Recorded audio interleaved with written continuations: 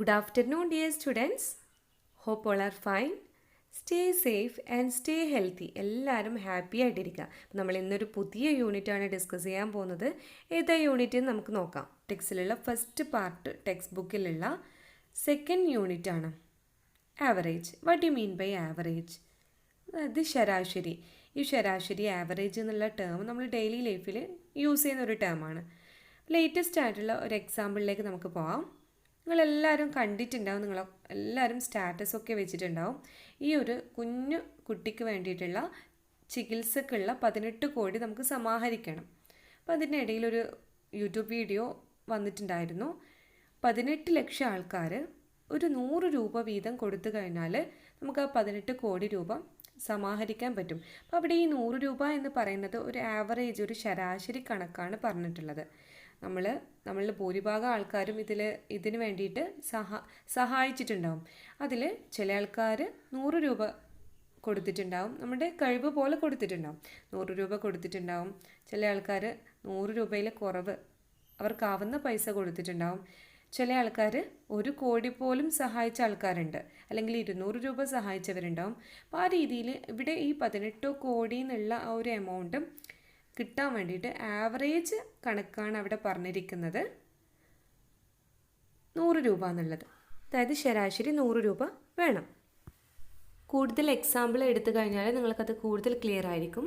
അപ്പോൾ എല്ലാവരും നമ്മുടെ ടെക്സ്റ്റ് ബുക്ക് ഓപ്പൺ ചെയ്യുക. ടെക്സ്റ്റ് ബുക്കിൽ ഇതുമായിട്ട് റിലേറ്റ് ചെയ്തിട്ടുള്ള ഒരുപാട് എക്സാമ്പിൾസ് പറയുന്നുണ്ട്. Okay, let's start. ആവറേജ്. ഇപ്പോൾ ആവറേജ്, ശരാശരി എന്നുള്ള ടേമൊക്കെ എല്ലാവർക്കും ക്ലിയർ ആയിരിക്കും. ഇപ്പോൾ ഡൊണേഷൻ മാത്ത് എന്നുള്ള ഒരു ഫസ്റ്റ് എക്സാമ്പിൾ എന്താണെന്ന് നമുക്ക് നോക്കാം. Children in class 6A decided to raise 1000 rupees to buy books for the library. 6th A ക്ലാസ്സിലുള്ള കുട്ടികൾ സ്കൂൾ ലൈബ്രറിയിലേക്ക് ബുക്ക് വാങ്ങാൻ വേണ്ടിയിട്ട് അവരുടെ ക്ലാസ്സിൽ നിന്ന് ഒരു 1000 രൂപീസ് കൊടുക്കാൻ വേണ്ടിയിട്ട് തീരുമാനിച്ചു. There are 40 children in the class and they decided that all of them should give the same amount. അപ്പോൾ 6th Aയിൽ 40 സ്റ്റുഡൻസ് ഉണ്ട്. അവരെന്ത് കൂടി തീരുമാനിച്ചു? എല്ലാ കുട്ടികളും ഒരേ എമൗണ്ട് കൊടുക്കാൻ വേണ്ടി തീരുമാനിച്ചു. How much should each give? അപ്പോൾ ഓരോരുത്തരും എത്രയായിരിക്കും കൊടുക്കേണ്ടി വരാം? ഏത് രീതിയിലാണത് കമ്പ്യൂട്ട് ചെയ്യുക, എങ്ങനെയാണത് കാൽക്കുലേറ്റ് ചെയ്യുക? അപ്പോൾ നമുക്ക് തന്നിരിക്കുന്ന ഡീറ്റെയിൽസ് ഒന്ന് എഴുതി നോക്കാം. Amount collected is equal to 1000 rupees. നമുക്ക് 1000 രൂപീസാണ് കളക്ട് ചെയ്യേണ്ടത്. Number of children is equal to 40. ഇപ്പോൾ 40 സ്റ്റുഡൻസ് ആണ് അവിടെ ഉള്ളത്. ഷെയർ ഓഫ് 1 ചൈൽഡ് കണ്ടുപിടിക്കാൻ വേണ്ടിയിട്ട് എന്താ ചെയ്തത്? Share of 1 child is equal to total collect ചെയ്യേണ്ട amount 1000 divided by total number of students 40 is equal to എന്ത് കിട്ടി? നമ്മൾ ഡിവൈഡ് ചെയ്തപ്പോൾ 25 കിട്ടി. അപ്പോൾ 25 രൂപീസാണ് ഓരോ കുട്ടിയും കൊടുക്കേണ്ടത്. ഈ ഒരു എക്സാമ്പിൾ ക്ലിയർ ആണെന്ന് വിചാരിക്കുന്നു. നെക്സ്റ്റ് എക്സാമ്പിൾ നോക്കാം. There are 30 children in class 6th B. They raised 1200 rupees for a medical fund. Can you calculate how much each gave? അതായത് 6th Bയിൽ 30 സ്റ്റുഡൻസ് ഉണ്ട്. ഒരു മെഡിക്കൽ ഫണ്ടിലേക്ക് അവർ ഒരു 1200 രൂപ 1200 രൂപീസ് കൊടുക്കാൻ വേണ്ടി തീരുമാനിച്ചു. അപ്പോൾ എന്ത് അറിയണം? Can you calculate how much each gave? ഓരോരുത്തരും എത്ര രൂപ കൊടുക്കണമെന്ന് നമുക്ക് കാൽക്കുലേറ്റ് ചെയ്യാം. അതിനുവേണ്ടി നേരത്തെ ചെയ്തതുപോലെ amount collected is equal to 1200 rupees. Number of children is equal to 30. ഇനി ഷെയർ ഓഫ് 1 ചൈൽഡ് കാണണമെങ്കിൽ എന്ത് ചെയ്താൽ മതി? ടോട്ടൽ കളക്ട് ചെയ്യേണ്ട amount divided by total number of children, that is 1200 divided by 30 is equal to എന്ത് കിട്ടും? അത് divide ചെയ്ത് കഴിഞ്ഞാൽ 40 രൂപീസ് കിട്ടും. അപ്പോൾ ഇവിടെ നേരത്തെ പറഞ്ഞതുപോലെ നിർബന്ധമൊന്നും പറഞ്ഞിട്ടില്ല. ഒരു കുട്ടി നിർബന്ധമായിട്ടും 40 രൂപ തരണമെന്നൊന്നും പറഞ്ഞിട്ടില്ല. ഏകദേശം ഒരു ആവറേജ് ഒരു കുട്ടി 40 രൂപ കൊടുത്തു കഴിഞ്ഞാൽ മാത്രമാണ് ഈ മെഡിക്കൽ ഫണ്ടിലേക്ക് 1200 രൂപീസ് നമുക്ക് ലഭിക്കുകയുള്ളൂ. അപ്പോൾ ചില കുട്ടികൾ അവിടെ 40 രൂപീസ് കൊടുത്തിട്ടുണ്ടാവും, ചില കുട്ടികൾ 30 രൂപ മാത്രമേ കൊടുത്തിട്ടുണ്ടാവും, ചില കുട്ടികൾ 50 രൂപ കൊടുത്തിട്ടുണ്ടാവും. ഓക്കെ, അപ്പോൾ ഈ രീതിയിൽ വരുമ്പോൾ ഒരു ആവറേജ് ഒരു 40 കിട്ടിക്കഴിഞ്ഞാൽ മാത്രമേ ആ ഒരു എമൗണ്ട് കറക്റ്റ് ആവുമെന്നാണ് അവിടെ ഉദ്ദേശിക്കുന്നത്. അപ്പോൾ എങ്ങനെയാണ് നമ്മൾ ഇതിലൂടെ ആവറേജ് കണ്ടത്?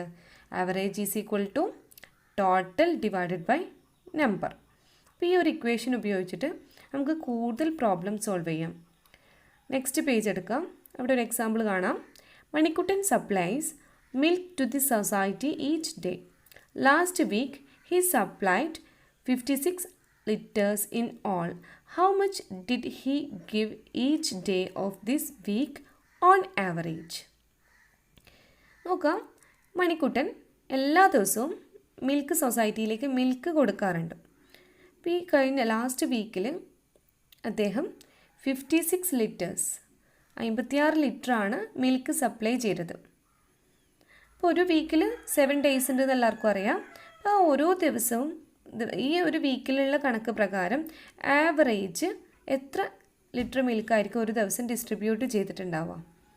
ഇതെങ്ങനെയാണ് കണക്കാക്കാൻ നമുക്ക് നോക്കാം. How much did he give each day of this week on average? ഈ ഒരു ക്വസ്റ്റ്യൻ്റെ ആൻസർ ഏത് രീതിയിൽ കണ്ടെത്താൻ പറ്റും? നമുക്കവിടെ തന്നിരിക്കുന്ന ഡീറ്റെയിൽസ് ഒക്കെ ഒന്ന് എഴുതാം. The quantity of milk he supplied.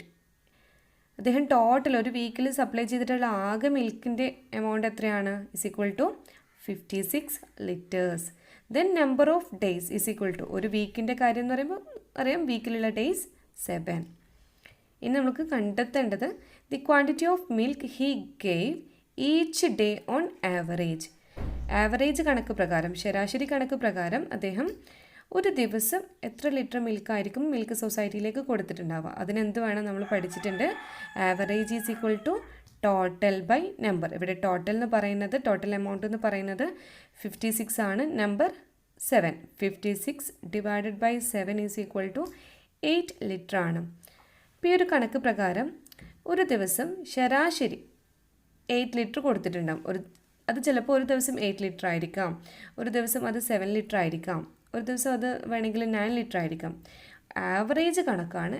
ഏകദേശം ഒരു 8 ലിറ്റർ ഒരു ദിവസം വെച്ച് കൊടുത്തു കഴിഞ്ഞാൽ മാത്രമേ ആഴ്ചയിൽ 56 ലിറ്റർ കൊടുത്തു എന്ന് പറയാൻ പറ്റൂ. ഓക്കെ, അപ്പോൾ നമുക്ക് അടുത്ത എക്സാമ്പിൾ നോക്കാം.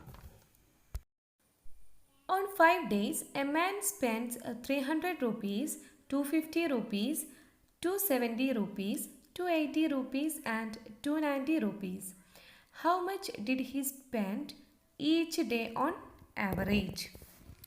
ഒരാൾ 5 ദിവസങ്ങളിലായിട്ട് സ്പെൻഡ് ചെയ്തിട്ടുള്ള മണിയുടെ ഒരു കണക്കാണ് അവിടെ കൊടുത്തിരിക്കുന്നത്. അയാൾ ആവറേജ് ഒരു ദിവസം എത്ര രൂപ സ്പെൻഡ് ചെയ്തിട്ടുണ്ട് എന്നാണ് നമ്മളോട് കണ്ടെത്താൻ പറഞ്ഞിരിക്കുന്നത്. അതിനുവേണ്ടി ടോട്ടൽ എമൗണ്ട് കാണാനുണ്ട്. Total amount is equal to 300 plus 250 plus 270 plus 280 plus 290. ഓരോ ദിവസത്തെയും സ്പെൻഡ് ചെയ്തിട്ടുള്ള ആ ഒരു മണി ആഡ് ചെയ്യുക. ഈസ് ഈക്വൽ ടു എന്ത് കിട്ടും? 1390 rupees എന്ന് കിട്ടും.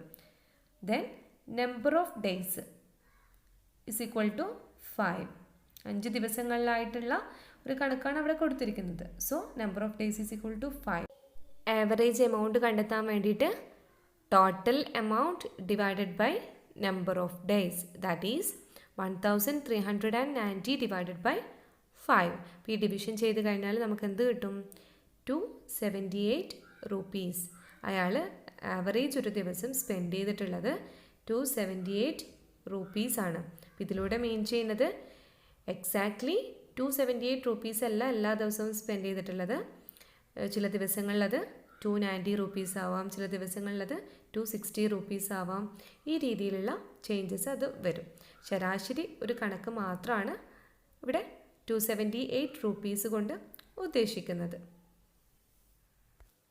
Next, see the length of cloth needed to make shirts for some kids in Sudhir's class. സുധീറിൻ്റെ ക്ലാസ്സിലുള്ള കുറച്ച് കുട്ടികളുടെ ഷർട്ടിന് ആവശ്യമായിട്ടുള്ള ക്ലോത്തിൻ്റെ ലെങ്ത്താണ് അവിടെ കൊടുത്തിരിക്കുന്നത്. 5 ബോയ്സിൻ്റെ നെയിമും അവർക്ക് ആവശ്യമുള്ള ഷർട്ടിൻ്റെ ലെങ്ത്ത് സെൻറ്റിമീറ്ററിൽ അവിടെ ബോക്സിൽ കൊടുത്തിട്ടുണ്ട്. നോക്കാം. Sudheer 110 cm, Ravi 130 cm, Ramesh 120 cm, Suhail 140 cm and Joseph 100 cm. There are 23 boys in the class. How much should be bought to make shirts for all? ഇപ്പോൾ ഇവിടെ 5 കുട്ടികളുടെ കാര്യം മാത്രമാണ് പറഞ്ഞിരിക്കുന്നത്. സുധീറിൻ്റെ ക്ലാസ്സിൽ 23 ബോയ്സ് ഉണ്ട്. അപ്പോൾ ആ 23 ബോയ്സിനും കൂടി എത്ര സെൻറ്റിമീറ്ററിലുള്ള ക്ലോത്ത് ഷർട്ട് തയ്ക്കാൻ വേണ്ടിയിട്ട് ആവശ്യമുണ്ട്? അത് കാണാനായിട്ട് ടോട്ടൽ ലെങ്ത് ഓഫ് ക്ലോത്ത് അവിടെ കൊടുത്തിരിക്കുന്ന ഡീറ്റെയിൽസ് യൂസ് ചെയ്തിട്ട് നമുക്ക് നോക്കാം. Total length of cloth needed for 5 students. 5 സ്റ്റുഡൻസിൻ്റെ കാര്യമാണ് പറഞ്ഞിട്ടുള്ളത്. അപ്പോൾ ആ ബോക്സിലുള്ള ലെങ്ത്ത് തന്നിരിക്കുന്ന ലെങ്ത്ത് ആഡ് ചെയ്യാം. 110 plus 130 plus 120 plus 140 plus 100 is equal to 600 centimetre. അതിലൂടെ നമുക്ക് ആവറേജ് ലെങ്ത്ത് കണ്ടെത്താൻ പറ്റും. 5 കുട്ടികളുടെ കാര്യമാണല്ലോ പറഞ്ഞിരിക്കുന്നത്. So average length is equal to 600 divided by 5 is equal to 120 centimetre. ഒരു ബോയ്ക്ക് ആവറേജ് ശരാശരി 120 സെൻറ്റിമീറ്റർ ലെങ്ത്തുള്ള ക്ലോത്താണ് ഷർട്ട് സ്റ്റിച്ച് ചെയ്യാൻ ആവശ്യമായി വരുന്നതെങ്കിൽ ആ രീതിയിൽ 23 ബോയ്സിനും കൂടി എത്ര ലെങ്ത്തുള്ള ക്ലോത്ത് ആവശ്യമായി വരുന്നു എന്നുള്ളത് നമുക്ക് ഇതിലൂടെ കണ്ടെത്താൻ പറ്റുമല്ലോ. Cloth needed four 23 boys at 120 centimetre per boy. ഒരു ബോയ്ക്ക് 120 സെൻറ്റിമീറ്റർ എന്ന കണക്കിൽ 23 ബോയ്സിന് വേണ്ട ഷർട്ട് പീസിൻ്റെ ലെങ്ത്ത് നമുക്ക് നോക്കാം. Is equal to 23 into 120 is equal to 2760 centimetre. That is 27 metre 60 centimetre. അപ്പോൾ ഇവിടെ ഈ നമുക്ക് ആവറേജ് ഒരു കുട്ടിക്ക് വേണ്ട ലെങ്ത്ത് 120 സെൻറ്റിമീറ്ററിന് കിട്ടി. നമ്മളെപ്പോഴും പറയുന്നത് പോലെ അപ്പോൾ ചില കുട്ടികൾക്ക് 140 സെൻറ്റിമീറ്റർ ആവശ്യം വരാം, ചില കുട്ടികൾക്ക് 110 സെൻറ്റിമീറ്റർ മാത്രമേ വേണ്ടി വരികയുള്ളൂ. അപ്പോൾ ഇവിടെ ഈ 120 എന്ന് പറയുന്നത് നമുക്ക് ആദ്യം കിട്ടിയ 120 സെൻറ്റിമീറ്റർ എന്ന് പറയുന്നത് ഒരു ശരാശരി കണക്കാണ്, ഒരു ആവറേജ് കണക്കാണ്. സോ നമുക്ക് ഈ ഒരു ആൻസറിൽ ഈ ഒരു ക്വസ്റ്റ്യൻ്റെ ആൻസറായിട്ട് 23 ബോയ്സിന് വേണ്ട ക്ലോത്തിൻ്റെ ലെങ്ത്ത് എന്ന് പറയുന്നത് 2760 സെൻറ്റിമീറ്റർ ആണ്. അപ്പോൾ ഈ രീതിയിലുള്ള പ്രോബ്ലംസ് നമുക്ക് കൂടുതലായിട്ട് വർക്കൗട്ട് ചെയ്യണം. നെക്സ്റ്റ് ക്ലാസ്സിൽ നമുക്ക് കൂടുതൽ എക്സാമ്പിളിലൂടെ ഈ ആവറേജ് ക്ലിയർ ആക്കാം. Okay, thank you.